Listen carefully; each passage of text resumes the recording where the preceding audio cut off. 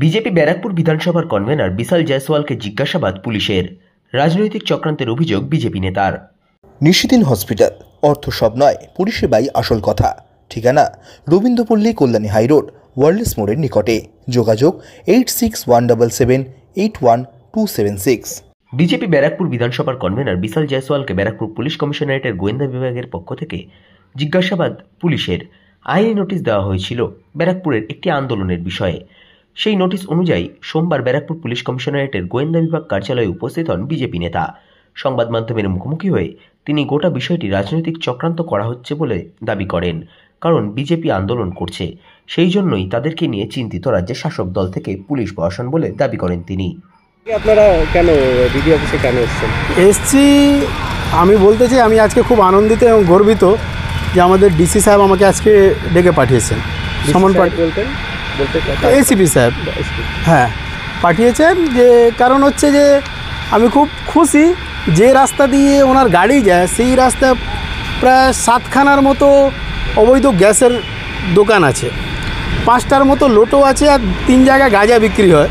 তাদেরকে উনি ডেকে না পাঠিয়ে আমার উপরে উনি নজর রেখেছেন যে একজন এমন লোককে ডাকি যে রাস্তাঘাট নিয়ে অবরোধ করছে, যে শাসন ব্যবস্থা নিয়ে কথা বলছে, বা যে এই চোরেদের সরকারের বিরুদ্ধে আছে, তাকে ডাকে বেশি দরকারি। ওই যারা অবৈধ কাজ করছে, যারা মানে গ্যাস বিক্রি করছে, গাঁজা বিক্রি করছে, তারা সমাজের পক্ষে ভালো।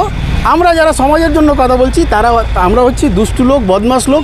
আমাদেরকে ডেকে মানে হ্যারাস করাটা উনি মনে এটা শ্রেষ্ঠকর ভাবছেন। কী কারণে ডেকেছে? কি মানে কোন কেসে ডেকেছে?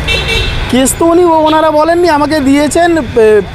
আমাকে রহড়া থানা থেকে নোটিশ দিয়েছে, টিটাগড় থানাও ফোন করলো যে এসিপি সেন্ট্রাল আপনাকে ডেকেছেন। এবার আসছি, মেন কথা হচ্ছে যে আমি বিজেপি করে এই চোরেদের বিরুদ্ধে কথা বলছি, এই বিধায়কের বিরুদ্ধে কথা বলছি, এই চেয়ারম্যানের বিরুদ্ধে কথা বলছি, তার জন্য আমাদেরকে ডেকে পাঠানো হচ্ছে। কিন্তু একটা কথা মনে রাখতে হবে, এই পরিযায়ী বিধায়ক, এই যে টিটাগড়ের রাবার স্ট্যাম্প চেয়ারম্যানকে যতদিন আমরা প্রাক্তন করছি না, ততদিন মাঠ 1 ইঞ্চিও ছাড়বো না। কী বলেছে? এটা পুরোটাই রাজনৈতিক, পুরোটাই রাজনৈতিক। আমি বললাম তো, যারা গ্যাস বিক্রি করছে, ওই এসিপি সাহেব যে রাস্তা দিয়ে যাচ্ছেন বা সিপি সাহেব যে রাস্তা দিয়ে যাচ্ছেন, সামনে দেখা যাচ্ছে ওরা পর্দা দিয়ে গ্যাস বিক্রি করছে, ওদেরকে ডাকা হচ্ছে না। লোটো চলছে, ওদেরকে ডাকা হচ্ছে না। হেরোইন গাঁজা বিক্রি হচ্ছে, তাদেরকে ডাকা হচ্ছে না। আমরা কি? আমরা তো পলিটিক্যাল কর্মী, আমি তো একজন সাধারণ কর্মী বিজেপির, তাও তো ডাকা হলো। চলবে মানে এই ধরনের আপনাদের এই আন্দোলন বারবার এই ডাকা হচ্ছে, তা সত্ত্বেও আপনাদের আন্দোলন চলবে? আন্দোলন চলছিল, এনারা ডেকেছেন, এবার আরও বেশি করব। কারণ এরা ভাববেন যে আমাদেরকে ডেকে দমিয়ে দেবেন, যে বিজেপি করা যাবে না বা এনাদের মুখ্যমন্ত্রীকে খুশি রাখতে হবে, সেই কাজটা আমরা করব না। কারণ 2 বছর আগে এই টিএমসির একটা প্রকল্প এসেছিল না, দিদির দুধ। তো দিদির দুধ তো এনারা হচ্ছেন আসল দিদির দুধ। এনারা দিদির হয়ে কাজ করেন, এনারা টিএমসি পার্টিকে বাঁচিয়ে রাখার চেষ্টা করছেন, কাজ করছেন যাতে টিএমসি দলটা ক্ষমতায় থাকলে এনাদের যে অবৈধভাবে যে কাজকর্ম চলে, যে গাঁজা বিক্রি হচ্ছে তার টাকা তো নিশ্চয়ই এনারা পাচ্ছেন, নাহলে কি এমনি চলে? এই যে গ্যাস বিক্রি হচ্ছে টাকা পাচ্ছেন, না হলে কি এমনি এগুলো চলে? তো এইগুলোর উপরে নজর না দিয়ে যারা বিজেপি করবে বা যারা সরকারের বিরুদ্ধে থাকবে, তাদের কাছে নোটিশ যাবে। দীনেশদার কাছেও একটা নোটিশ গেছে, ও দীনেশদা ছিলেন না বলে, বাকি সবার কাছে যাচ্ছে, আমার কাছেও এসছে। তো এতদিন থানা থেকে ডাকতো, আজকে এসিপি সাহেব ডেকেছেন, 1 ধাপে এগিয়ে গেছি। অপরদিকে বিজেপি নেতার অভিযোগ সম্পূর্ণ নস্যাৎ করে দিয়ে টিটাগড় শহর তৃণমূল কংগ্রেসের সহসভাপতি উমেশ ভার্মা জানান, যার কথা বলা হচ্ছে তার বিরুদ্ধেই একাধিক অভিযোগ রয়েছে। তার পরিবারের সদস্যদের তার কোনো রাজনৈতিক গুরুত্ব নেই, তিনি নিজের রাজনৈতিক গুরুত্ব বাড়ানোর চেষ্টা করছেন এমন ধরনের কথা বলে। জানি না, আমি তো শুনিনি এরকম কোনো বিশাল জয়সওয়াল বলে কোনো কনভেনার আছে। আবার বিজেপিতে কনভেনার, বিজেপির দলটাই কোথায় যে কনভেনার থাকবে? ওই হাতে গোনা 5 জন আবার মধ্যে কনভেনার রেখেছে। যাই হোক, কি বলেছো যে এখানে যতক্ষণ বিধানসভার বিধায়ক আর থাকবেন, ও কি করবেন? ততদিন তার আন্দোলন চলবে, চালিয়ে যাক, অসুবিধা নেই। এইসব আন্দোলন ওইসব বাজে সব বলে লাভ নেই। আর আমার মনে হয় আপনি সেই বিশালের কথা বলছেন, তার ভাইয়ের একটা জমি বিবাদ নিয়ে কথা চলছে, জমি নাকি ভাইয়ের সাথে চিটিংবাজি করে সব দখল করেছে। আপনি কি সেই বিশালে যদি কথা বলেন, তাহলে এইসব যারা জমি চিটিংবাজি করছে আর নিজের ভাইয়ের থেকে, বাইরের লোকের কথা বাদ দিন, যদি ভাইয়ের থেকে যদি চিটিংবাজি করে, তাদের ব্যাপারে যদি আমাদের কিছু বলতে হয়, তাহলে নিজে থেকে লজ্জার কিছু নেই। তিনি বলছেন তিনি আন্দোলন করছেন বলে তাকে শাসক দলের পক্ষ থেকে পুলিশ দিয়ে কি আন্দোলন করছে? ওই আন্দোলনটা করছে ওই জমি নিয়ে, ওর ভাই নাকি কদিন আগে কেস করেছিলেন। যদি আপনি সেই বিষয়টা যদি হয়, ওর সম্ভবত ওর ভাইয়ের নাম বিজয় আছে সম্ভবত, জমি নিয়ে কেস করেছিল, তার বাঁচার জন্য একটা দলের দরকার, সেই দলের কাছে হয়তো আছে।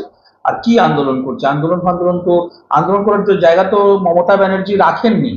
মমতা ব্যানার্জি, অভিষেক ব্যানার্জি, আমাদের ব্যারেকপুরের সাংসদ পার্থদা, আমাদের বিধায়ক রাজদা আন্দোলন করার জায়গায় রাখেনি।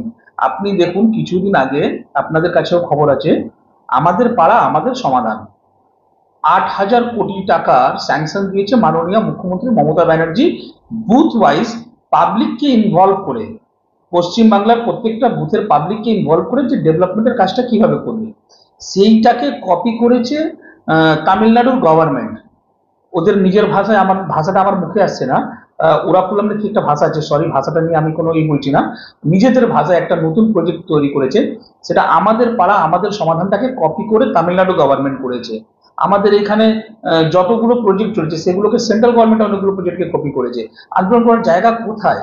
যেখানে মমতা ব্যানার্জির উন্নয়নের যজ্ঞ চলছে, মমতা ব্যানার্জির উন্নয়নের ধারা প্রবাহ চলছে, সেখানে কারোর আন্দোলন করার জায়গা নেই। আর যেটা হচ্ছে সেটা হচ্ছে এই যে আগামী 2-4-6 মাস পর ইলেকশন আছে, এই ইলেকশনে ওদের একটু বেঁচে থাকতে হবে, একটু অক্সিজেন দরকার, সেটার জন্য হচ্ছে ওই 5 বছর তো কেউ আন্দোলনের মধ্যে থাকে না, এই যেই ইলেকশন আগে তার 6 মাস আগে থেকে সবাই অ্যাক্টিভ হয়ে যায়। তো ঠিক আছে, ওদের একটু টিআরপি দরকার ইলেকশনের সময়, তো করছে, করুক, ঠিক আছে, অসুবিধা নেই। পশ্চিমবাংলার মানুষ, ব্যারেকপুরের মানুষ, টিটাগড়ের মানুষ বুঝছে যে মমতা ব্যানার্জির কর্মযজ্ঞে যারা যারা সামিল হয়েছে, মমতা ব্যানার্জির যে কর্মযজ্ঞ চলছে, উন্নয়নের ধারা চলছে, মমতা ব্যানার্জির নেতৃত্বে আমাদের ব্যারেকপুরে পার্থ ভৌমিকের নির্দেশে, রাজ চক্রবর্তীর এই সাপোর্টে যে আমাদের উন্নয়নের ধারা চলছে, সেখানে কারোর কোনো এইটা করার কিছু আন্দোলন করার জায়গা নেই। ওরা করছে, একটু ইলেকশনের দরকার আছে, ওদের একটু টিআরপি লাগবে, সেটা করছে। 19তম বর্ষে পদার্পণ করতে চলেছে মোহনপুর বিবাদী সংঘের শ্যামা পুজো।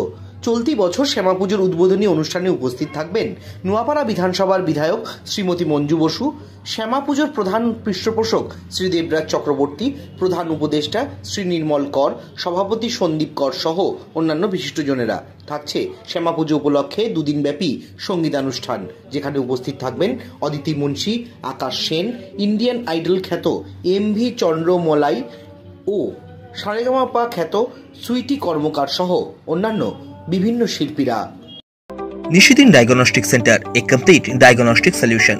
আমাদের ঠিকানা 144/1 সেন্ট্রাল রোড, আনন্দপুরি, ব্যারাকপুর, কলকাতা 122। আমাদের যোগাযোগ 9875338719। সাধ্যের মধ্যে স্বপ্নের ফ্ল্যাট খুঁজছেন? লাবণ্য গ্রুপের পক্ষ থেকে ব্যারাকপুর হরিসভা মন্দিরের নিকটে সোনাঝুরি আবাসন। থাকছে lift, top floor, set, 0% GST।